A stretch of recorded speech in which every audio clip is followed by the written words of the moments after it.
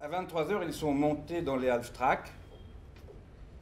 À minuit, ils sont arrivés à Sidi Djilali. Le 4e escadron a embarqué dans des camions et les a suivis. À 2 heures, ils ont traversé le camp du 2e escadron.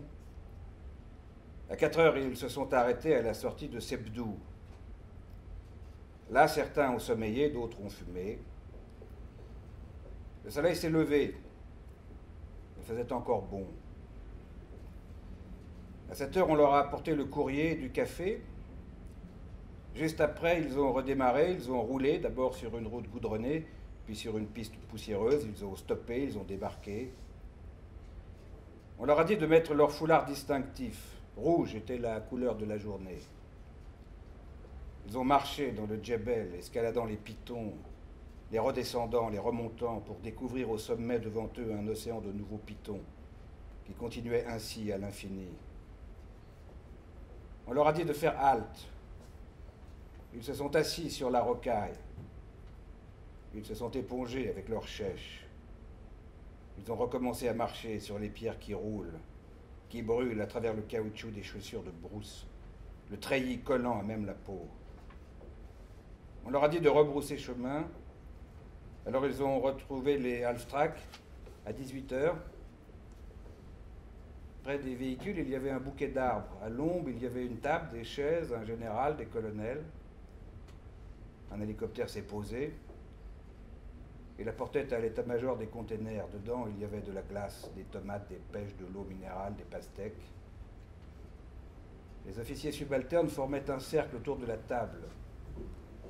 Derrière eux étaient les sous-officiers. Les hommes attendaient au pied des half-tracks. Le soleil était encore torride. L'opération était terminée. Tout est pareil et on attend. Un jour, on est peloton d'intervention, on fait des patrouilles. Barbelés du matin, barbelés du soir. Le lendemain, on se lève un peu plus tard et la nuit suivante, on est de garde. Le 3e jour, on est d'intervention à 5 minutes après l'alerte et on attend en faisant des parpaings inutiles, des mechtas en terre glaise, des belotes, des revues de détail, des rassemblements. Le soleil ou la boue, les mouches qui mordent, les moustiques et les punaises ailées. Sur le corps humide, le linge noirincé, les nouilles aussi, les haricots, les lentilles, la viande pourrie. Et on attend.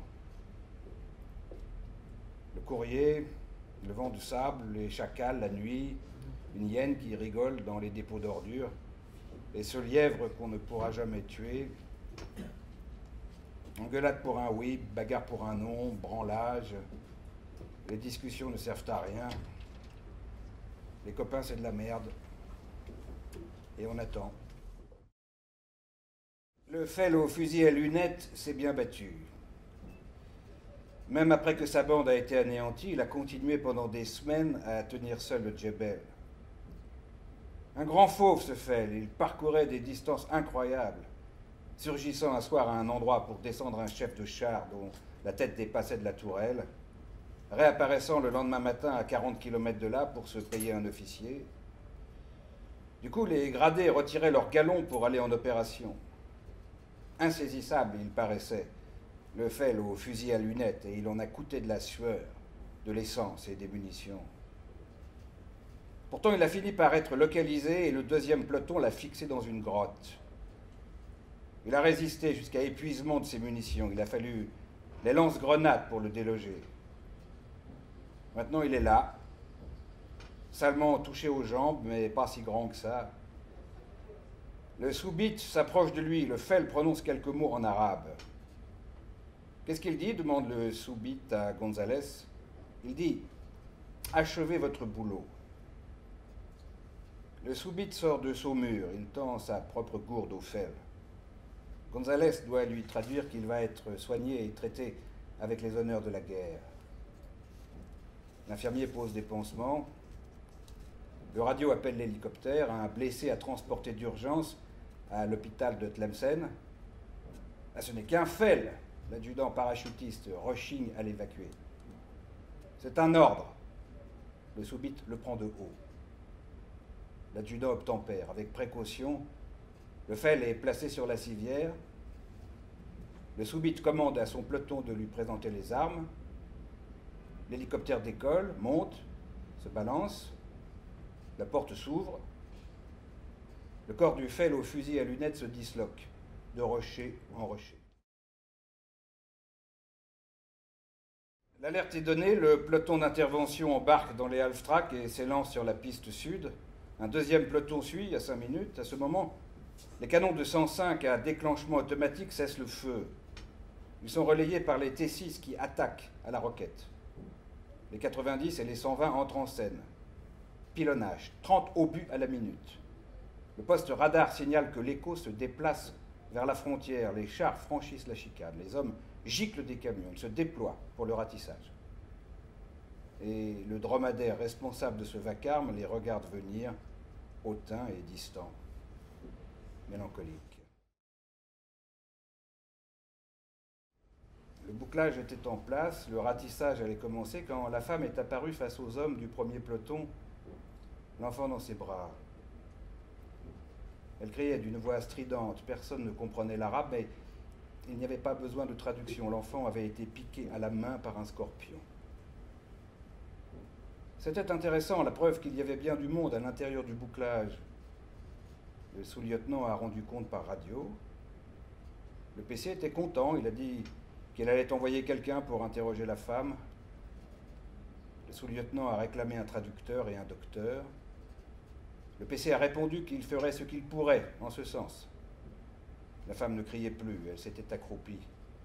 L'enfant serré contre elle. L'interprète est arrivé, le docteur beaucoup plus tard. L'enfant était mort. Le français musulman de souche nord-africaine Ben Ammar et le cuirassier Lagache étaient très potes. Sous la tente, ils étaient voisins de lit. Dans le half-track, ils s'asseyaient toujours côte à côte. Ils ne se quittaient pas davantage pendant le crapahut. L'un portait le tube du mortier, l'autre la plaque de base, parfois ils changeaient. 22 kilos qu'ils se coltinaient en plus de leur barda personnel. Vraiment, ils ont chié ensemble dans le djebel. Pour la bouffe, c'était pareil. Ils ne popotaient qu'à deux et ils faisaient des envieux. Lagache était pâtissier dans le civil. Ben Ammar, lui, il avait des talents de cuisinier. Pour ça, il n'avait aucun des préjugés des bougnoules. Il mangeait du porc, il buvait du vin, sauf pour le ramadan. Alors là, il était strict et il respectait le jeûne à la lettre. Rien dans le bide du matin au soir. C'était dur, d'autant qu'il n'était pas dispensé de service dans la journée.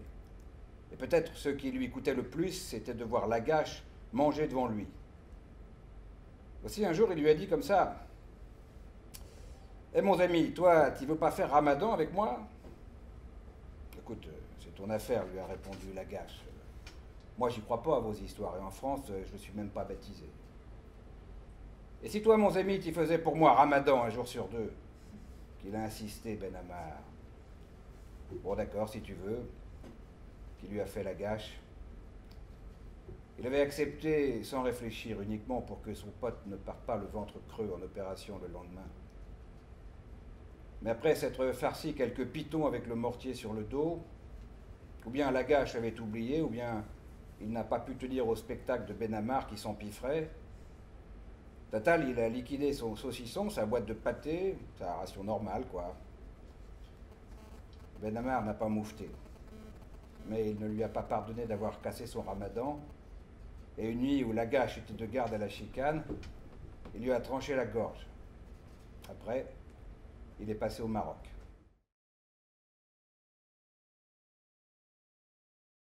Sous les fils électrifiés, dans la clarté des projecteurs, un corps est recroquevillé. Les sapeurs du génie le tirent hors du réseau, le retournent pour le fouiller. Son visage est tout noir. Ses vêtements sont déchirés. De son ventre éclaté s'écoulent les viscères, et tandis qu'un sapeur s'exclame joyeusement sur la longueur de la verge de l'électrocuté, le premier classe Basset vomit sur le volant de son half-track.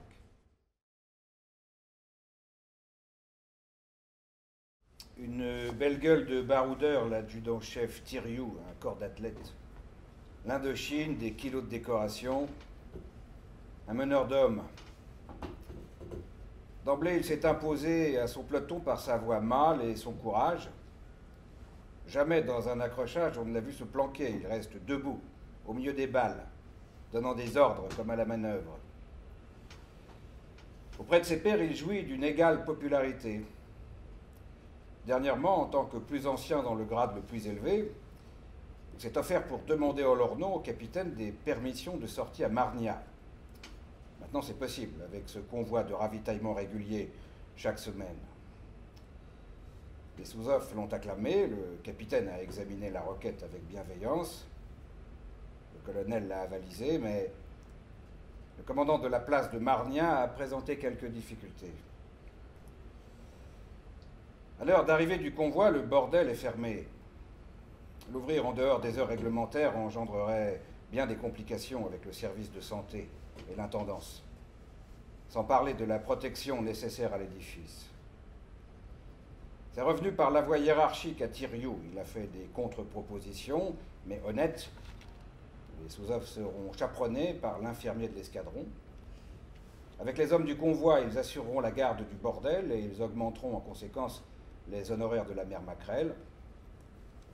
Remonter au sommet, il faut veiller au moral des cadres. Feu vert. L'adjudant-chef Thiriou mène une vie saine dans le Djebel. Il n'a donc pas besoin de se rendre plus d'une fois par mois à Marnia. Il laisse pourtant aux filles un souvenir inoubliable. Dès qu'elles le voient, elles se terrent. Il choisit les 3 plus belles. Grand seigneur, il leur file des suppléments royaux, mais il ne les touche pas. Il leur bourre le vagin de capsules de bière.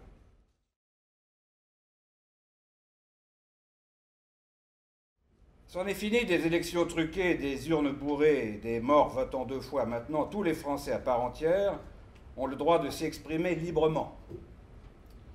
L'officier du service d'action sociale Mafar y veille à Sebdou.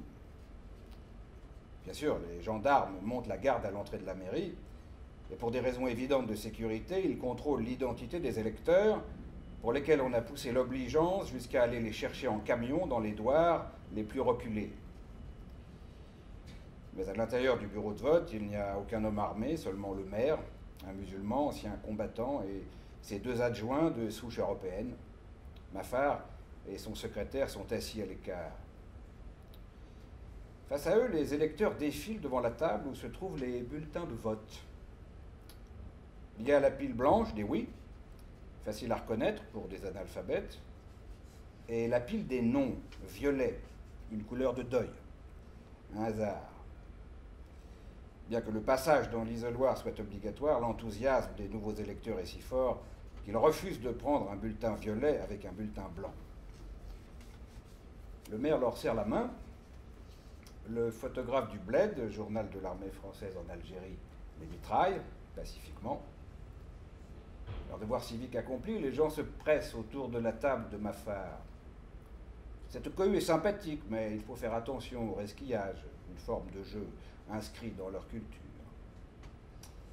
C'est pourquoi le secrétaire de Mafar consulte sa liste avant de tamponner les cartes d'identité des chefs de famille. Le plus souvent des femmes, ces temps-ci, sur les hauts plateaux. Elle vérifie si le tampon est correctement imprimé. Il vaut de l'or. Un sac de semoule. Le dépouillement fut sans surprise, hélas.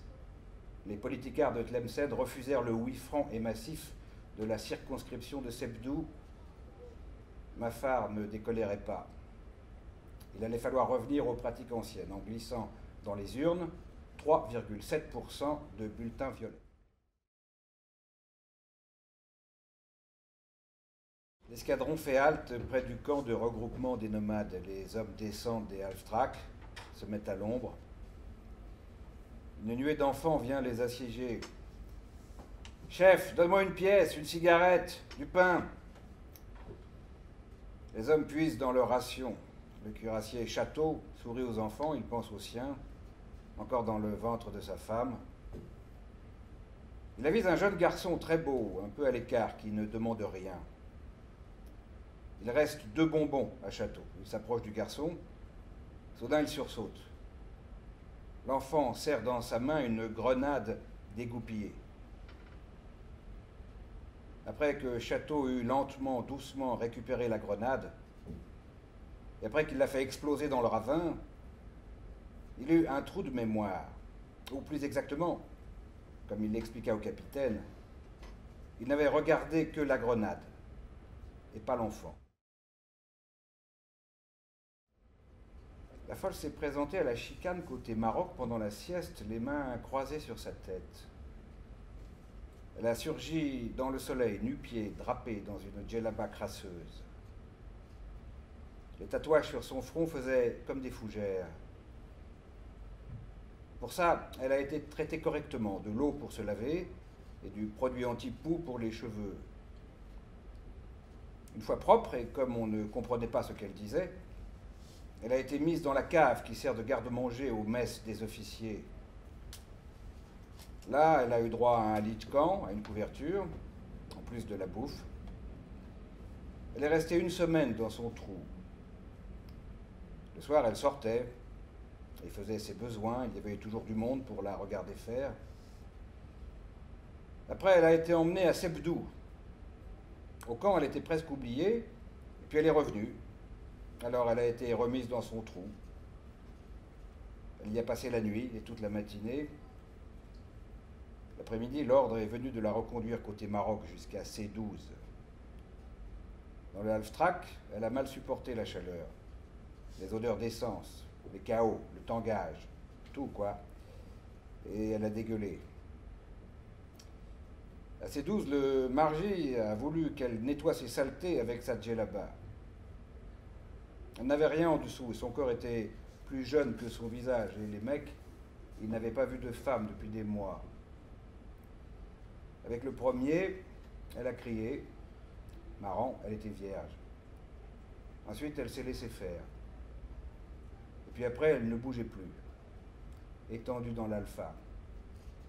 Alors le Margie, il a sorti son pistolet. C'était mieux pour elle.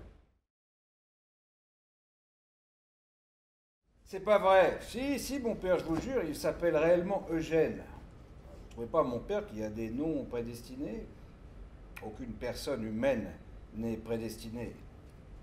C'est vous qui le dites, monsieur l'aumônier. En tout cas, le maréchal des logis-chefs Eugène est le grand spécialiste de la gégène. Je n'aime pas ça.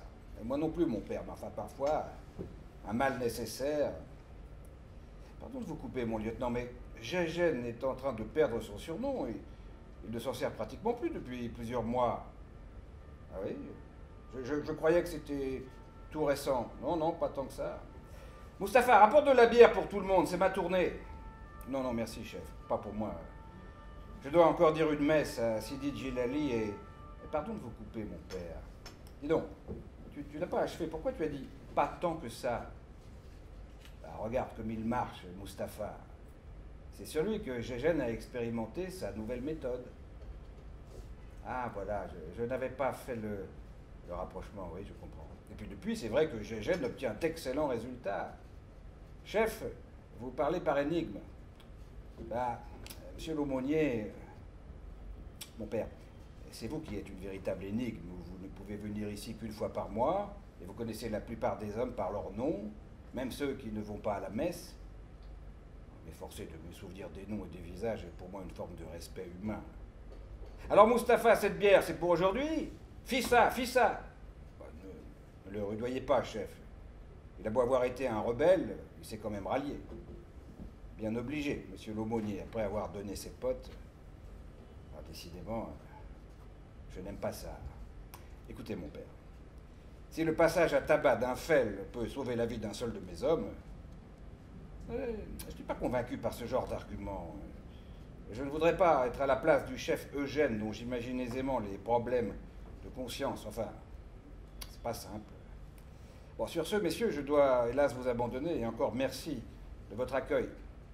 C'est nous qui vous remercions, mon père, du fond du cœur. Mes respects, monsieur l'aumônier. Au revoir, mon père. Un brave type, cet aumônier. Mais il plane un peu. Bon, moi, je trouve qu'il n'a pas tout à fait tort. Hein. Gégène a dépassé les limites du simple passage à tabac. Tu crois que ça me plaît davantage? Mais où on se fait baiser, oui, oui, oui. Ah, tout de même, Mustapha, pose ça là, merci. Il fait plus chaud d'un coup. Hein. Ouais, ça annonce un vent de sable. Tu comprends? Mustapha, par exemple, c'était un dur. Il s'en foutait de la GGN. Tandis que d'avoir été traité de PD, ou enfin même un PD, ne se farcit pas une bouteille entière. Attention, voilà GGN, changeons de sujet. Mustapha, une bière pour le chef Eugène. Alors Eugène, les suspects? Ah, les enculés. Ils m'ont crevé. L'adjudant Martin a ajouté 8 fels à ses 91. Quand ils sont sortis de la cache, les bras levés, il les a abattus un à un avec sa carabine semi-automatique. Plus qu'un et il paiera un de ses gueuletons à ses hommes. Grâce à l'existence de la zone interdite, les nomades sont devenus sédentaires. Non pas à se plaindre, ils sont nourris à ne rien foutre, et les postes de leur dromadaire grossissent de jour en jour. Le FLN règne partout en maître dans le grand camp de regroupement près de Sebdou. Certains nomades s'étaient mis à fumer. Le FLN a lancé sa campagne anti-tabac. Ceux qui sont passés outre ont eu le nez et les lèvres tranchées. On a raflé une bande de désintoxiqués. La forteresse de Sebdou, les GGN ont fonctionné à plein régime, sans résultat. Le FLN a organisé la conscription. Ces recrues sont partis dans la montagne. On a dû brûler les raïmas de leurs familles et confisquer leurs dromadaires. Une nuit, le FLN a emmené des hommes abattre les poteaux télégraphiques sur la route d'El Harisha. On a fusillé un homme par poteau. Ça avait de la gueule. Tous ces corps à intervalles réguliers sur des kilomètres. Tellement que ça a accéléré les départs pour le maquis. Le FLN a remis ça, nous aussi, et l'engrenage terrorisme-répression a pris fin. Au-dessus de 14 ans, il ne restait plus un mâle dans le camp des nomades. Le chef Camus n'aime ni les bougnoules ni les PD. Il ne déteste pas boire, de préférence en compagnie. C'est pourquoi il se paie un cocktail à chaque baptême. On prend une coupe qui peut contenir 1 litre. On l'emplit à ras-bord de mélanges divers, pastis, martini, cognac, cul sec d'une traite. En général, le sous-officier nouveau à l'escadron s'écroule dans la demi-heure. Le chef Camus, lui, il est blindé. Quand il a bu un cocktail identique, il poursuit les Français musulmans de souche nord-africaine, leur tendant une poignée de billets, les suppliant de le sucer. Au matin, il croit qu'on a tout inventé. Tel que tu me vois, là, j'ai 27 mois de ce putain de pays, dont 23 de Djebel.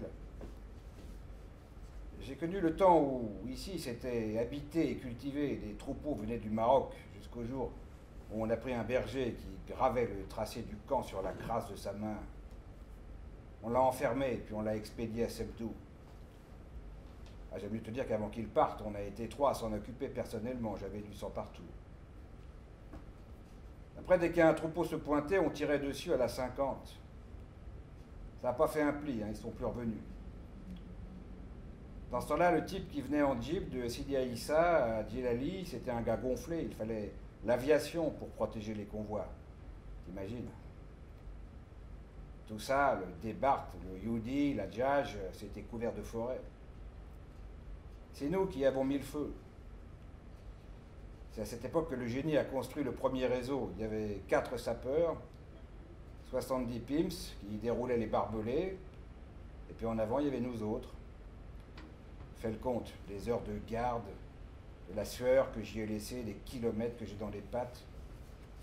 Et pour tout ça, super maintenu et une perme de 23 jours en tout et pour tout. Plus maintenant 3 mois de rab pour la classe, super, super maintenu, quoi. Alors moi, les bougnoles, j'en ai soupé. Il n'y a qu'à tous les descendre pour avoir la paix. Vive la quille.